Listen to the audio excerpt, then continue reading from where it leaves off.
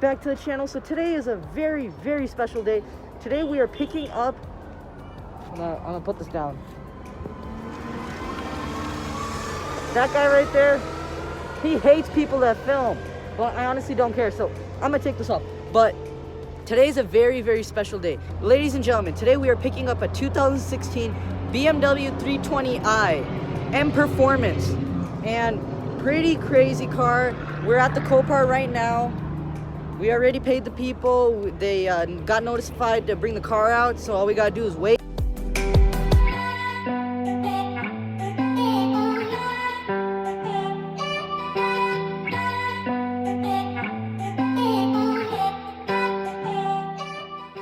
Okay guys, it's finally here. The engine, I haven't looked at that. It has M Sport calipers. Like, this is so crazy. I can't believe it. I was seeing pictures of this car. Like, wow, that's an interior. Carbon fiber, dude. And the car is on right now. All right guys, it's kind of noisy right now. This car is pretty crazy. I'm honestly pretty surprised. I'm really shocked about this one. When we get back to the shop or wherever we're gonna be, we're still deciding where this one's gonna go, storage unit or maybe to the shop. Guys, so it just took us about an hour or two, but we got the car's right beside us.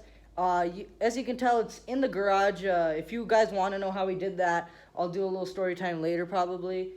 Just comment down below if you want to see that or not. But we got the whole car taken apart, you know, just to see the engine and stuff. Sorry I didn't record any of it. It involved a lot of pulling and bending stuff around because everything's just mangled up in there. So I really couldn't record anything. I had to focus or else I'd get hurt. So anyways, let's see the car. Right, so here it is. Stepped on the M12. So got some pretty substantial frame damage to this apron piece on this frame rail. This frame rail though is like untouched. It's pretty good. This extension piece that goes inside the frame rail just got crunched, but this frame rail is good. The apron here got a little bent. I think that's repairable. You could probably just pull that out and put some new seam sealer. But as for the engine, got one broken pulley. I believe this is for the water cooler or something. Belt is fine. Probably end up still getting a new one though.